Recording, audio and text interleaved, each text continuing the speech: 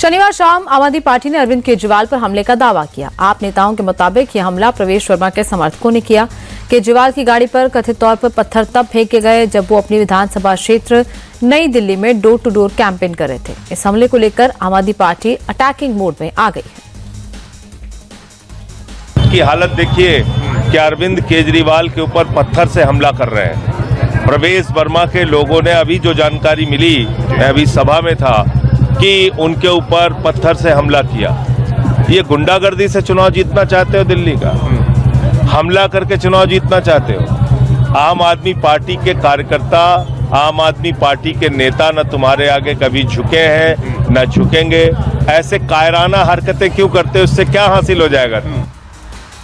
नई दिल्ली से बीजेपी उम्मीदवार प्रवेश वर्मा ने आम आदमी पार्टी के तमाम आरोपों को खारिज किया है और कहा है कि केजरीवाल पर हमला नहीं हुआ बल्कि बीजेपी कार्यकर्ताओं पर ही हमला हुआ। प्रवेश वर्मा ने यह भी आरोप लगाया कि केजरीवाल के इशारे पर बीजेपी कार्यकर्ताओं को गाड़ी से रौंदने की कोशिश की गई। जो पूरा घटनाक्रम हुआ वो किस तरह से हुआ और किन लोगों को चोट लगी है, वो कौन है, क्या आपके कार्यकर्ता हैं? देखिए, तीनों के तीनों यहाँ के स्थानीय युवा हैं और उनको गंभीर चोट आई है। तीनों की पैर की हड्डी टूटी है। अभी उनका एक्सरे चल रहा है और ये वो मोबाइल है जो उनके एक की जेब में था। इसकी हालत देखिए। तो जब एक बार तो ड्राइवर ने गाड़ी को रोक दिया, ब्रेक मारी, मगर फिर अरविंद केजरीवाल ने इशारा किया कि गाड़ी चढ़ा दो। उसके बाद में गाड़ी चढ़ी है। यानी कि अरविंद केजरीवाल के कहने पे उन तीनों लड़कों पे गाड़ी चढ़ाई गई? तीनों यूथ, अभी मीडिया अंदर गई थी, उन्होंने वहाँ पे तीनों यूथ से बात करी है। तीनों यूथ ने सेम स्टेटमेंट दिया है कि हमने उनसे नौकरी की बात करी और उन्होंने अरविंद केजरीवाल ने इशारा किया कि गाड़ी चढ़ा दो। उसके बाद में उनकी टांगे तोड़ी गई। क्या इसके खिलाफ आप लोग पुलिस एक्शन ले रहे हैं? जो भी एक्शन बनेगा वो लेंगे। लेकिन सर, आम आदमी पार्टी की तरफ से एक वीडियो जारी करते हुए ये कहा गया है कि आपके समर्थक हैं, उन लोगों ने वही वीडियो दिखाएगी जो उनके फेवर में होगा। मैं कह रहा हूँ इलेक्शन कमीशन वीडियो दिखाए जो उन्होंने रिकॉर्ड किया, सारी पुलिस वो वीडियो दिखाए जो उन्होंने रिकॉर्ड किया, वहाँ की जो लोकल सारी जनता है वो सारा वीडियो दिखाएं। एक नहीं, 50-50 वीडियो जिसमें साबित होगा कि अरविंद केजरीवाल के ऊपर कोई पथराव नहीं हुआ।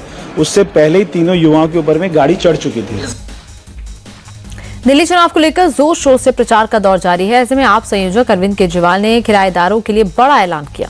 केजरीवाल ने बताया कि दिल्ली में सभी लोगों को मोहल्ला क्लिनिक और अच्छे स्कूलों का लाभ मिल रहा है। इसके साथ ही सरकार के बनने के बाद किराएदारों को भी फ्री में बिजली पानी दी जाएगी।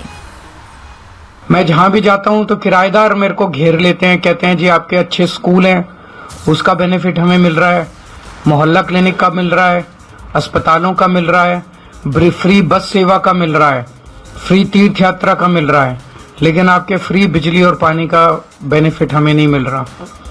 तो मैं आज ये ऐलान करना चाहता हूं कि चुनाव के बाद, हमारी सरकार बनने के बाद, हम ऐसी योजना लेके आएंगे और ऐसा वो बनाएंगे, सिस्टम बनाएंगे जिससे किराएदारों को भी फ्री बिजली और फ्री पानी का बेनिफिट मिलना चालू हो। तो मैं सभी किराएदारों को बधाई देना चाहता हूं। ये बहुत बड़ा कदम होगा। दिल्ली में अधिकतर पूर्वांचल के किराएदार आते हैं, पूर्वांचल से लोग आते हैं जो किराए पे रहते हैं और बहुत गरीब होते हैं। मैंने देखा एक एक बिल्डिंग में 100-100 लोग भी रह रहे हैं और इतनी गरीबी की हालत में और इतने उसमें जब उनको सब्सिडी का और सरकार के बेनिफिट का नहीं मिलता तो उनको बड़ी तकलीफ होती है, फाइनेंशियली उनको बड़ी दिक्कत होती है। तो उन सब लोगों को अब फ्री बिजली व पानी का बेनिफिट मिलना चालू होगा। कांग्रेस नेता संदीप दीक्षित ने केजरीवाल के ऐलान पर पलटवार किया। संदीप दीक्षित ने इसे चुनावी जुमला करार दिया। साथ ही कहा कि पिछले 10 सालों में किराएदारों का बिजली पानी बिल माफ क्यों नहीं किया। केजरीवाल दिल्ली में वर्ल्ड क्लास हॉस्पिटल का दावा करते हैं, लेकिन जब खुद कोविड का शिकार हुए तो मैक्स अस्पताल में इलाज करवाया। कि अगर सिसोदिया जी ने कहा कि उन्होंने बेहतरीन कॉलेज और अस्पताल दिए थे तो उनके बच्चे यहाँ उनके स्कूलों में क्यों नहीं पढ़े? सवाल ये बनता है। अगर केजरीवाल साहब ने कहा था कि मैं वर्ल्ड क्लास हॉस्पिटल लेके आया हूं तो कोविड के समय वो मैक्स में क्यों चले गए? किससे क्या पैसा लिया क्या नहीं, ये अच्छी बातें नहीं है। पैसा है टेनेंट्स का तो उन्होंने फ्री करने का 2015 या 16 में भी कहा था, मेरे ख्याल से 15 के चुनाव में भी कहा था, 18 के चुनाव में भी कहा था, तो अभी तक हुआ क्यों नहीं? 10 साल से आप कह रहे हो कि आप किराएदारों के लिए माफ कर दोगे। मुझे याद है इन्होंने तो ये भी कहा था कि हम मीटर लगवा देंगे हर कमरे में, हर व्यक्ति का अलग अलग मीटर हो जाएगा। क्या हुआ उस सब का? और ये तो आप कर सकते थे, आप कानून बदलिए, आप मीटर का कानून बदलिए और आप बिजली का बिल लीजिए। तो अभी तक क्यों नहीं आपने किया? फिर चुनाव आया है, फिर एक झूठ शुरू हो गया है। दिल्ली सरकार में मंत्री सौरभ भारद्वाज ने कहा कि सभी जानते हैं कि हमारे नेताओं को एक एक करके जेल में डाला गया, जिसको लेकर जनता को अनब्रेकेबल डॉक्यूमेंट्री के जरिए सच दिखाना चाहते थे, लेकिन दिल्ली पुलिस ने इस डॉक्यूमेंट्री की स्क्रीनिंग पर रोक लगा दी। साथ ही बीजेपी पर पलटवार करते हुए उन्होंने कहा कि हार के डर से बीजेपी घबराई हुई है। लोगों ने किस तरीके से षड्यंत्र किए गए और आम आदमी पार्टी के नेताओं को फंसा के किस तरह से जेल में भेजा गया, इसके ऊपर एक डॉक्यूमेंट्री बनाई है। मुझे लगता है कि उसमें कुछ ऐसे गहरे राज हैं जिससे पता चलेगा कि किस तरीके से षड्यंत्र किए गए, कौन कौन लोग उन षड्यंत्रों का हिस्सा था और किस तरीके से इन लोगों को जेल में भेजा गया और क्या परिस्थितियां आई। कोई फिल्म बने और उसकी स्क्रीनिंग पुलिस रोक दे, ये कभी हमने सुना नहीं था।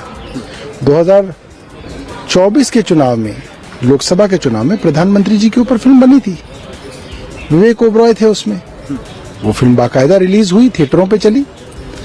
किसी की डॉक्यूमेंट्री की प्राइवेट स्क्रीनिंग आप रोक दें, इससे लगता है कि भारतीय जनता पार्टी काफी ज्यादा इस फिल्म को लेके नर्वस है और वो नहीं चाहती कि ये फिल्म जो है लोग देखें। केंद्रीय मंत्री अर्जुन राम मेघवाल ने केजरीवाल पर निशाना साधा। मेघवाल ने कहा कि केजरीवाल की कथनी और करनी में अंतर है। साथ ही इंडिया अलायंस को लेकर कहा, अब तो राहुल गांधी और केजरीवाल आमने सामने हैं। कभी राजनीतिक स्वार्थ के लिए दोनों साथ आए थे, अब एक दूसरे के विरोधी हो गए हैं।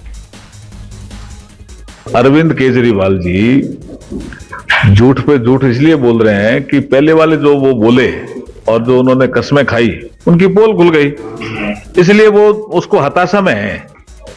और जब उनकी कथनी करनी में अंतर आया तो जनता ने कहा भाई ये तो ठीक आदमी नहीं है, तो लोकप्रियता घट गई, तो इसलिए प्रतिदिन झूठ बोल रहे हैं नए नए।